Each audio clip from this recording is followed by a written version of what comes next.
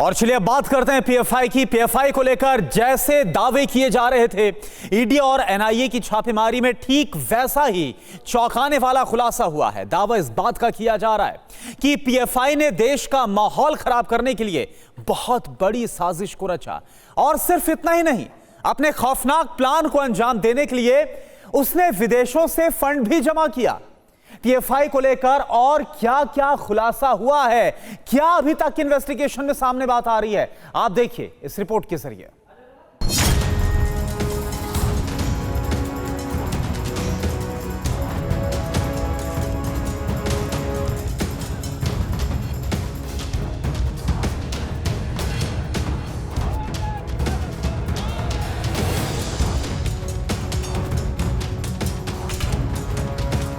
NIA और ED की बड़ी चोट, पीएफआई पर एक्सक्लूसिव रिपोर्ट।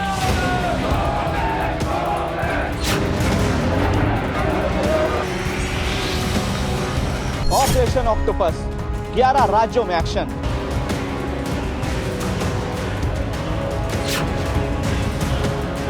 विस्फोटक और बड़ा खुलासा, निशाने पर था पीएम मोदी का पटना दौरा।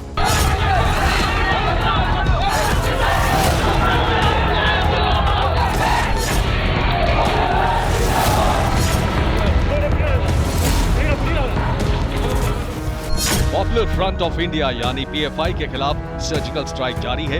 साथ ही बड़े बड़े खुलासे भी जारी हैं। सूत्रों से ऐसा ही एक चौंकाने वाला खुलासा ये भी हुआ है।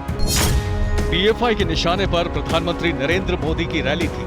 हमले के लिए पीएफआई ने खौफनाक साजिश रची थी। इसी साल 12 जुलाई को पटना में मोदी की रैली थी और पटना की इसी रैली में हमले का प्लान था। रैली में विस्फोट के लिए पीएफआई ने पटना में ट्रेनिंग कैंप लगाया। पटना के ट्रेनिंग कैंप में पीएफआई के कई सदस्यों को ट्रेनिंग दी गई।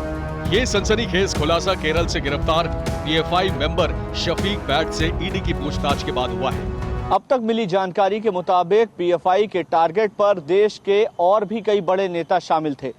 इसके अलावा इंडिया 2047 के नाम पर पीएफआई इस देश के खिलाफ सबसे बड़ी साजिश रच रहा था। पटना की रैली को टारगेट करने के लिए पीएफआई का टेरर मॉड्यूल खतरनाक हथियारों और विस्फोटकों को जुटाने में लगा हुआ था। ईडी से मिली जानकारी के मुताबिक पीएफआई ने यूपी में भी संवेदनशील जगहों और हस्तियों पर एक साथ हमले की तैयारी की थी। दावा है कि देश का माहौल खराब करने के लिए पीएफआई के निशाने पर पीएम समेत कई नेता थे। यहाँ ये बताना जरूरी है कि जुलाई में बिहार की राजधानी पटना से पीएफआई के संदिग्धों की गिरफ्तारी हुई थी। उस वक्त उनसे बरामद दस्तावेजों में इंडिया 2047 नाम से एक बुकलेट बरामद हुई थी, जिसमें भारत को मुस्लिम राष्ट्र बनाने का आतंकी ब्लूप्रिंट था। एनआईए और ईडी की अलग अलग टीम, अलग अलग राज्य, लेकिन एक साथ छापेमारी, 100 से ज्यादा गिरफ्तारियां, सख्त पूछताछ और सनसनीखेज खुलासा। पीएफआई पर ईडी और एनआईए की सर्जिकल स्ट्राइक से ये भी पता चला है कि इस संगठन ने पिछले कुछ सालों में 120 करोड़ रुपए सिर्फ इसलिए जुटाए ताकि अलग अलग हिस्सों में दंगे और आतंकी गतिविधियों को अंजाम दिया जा सके।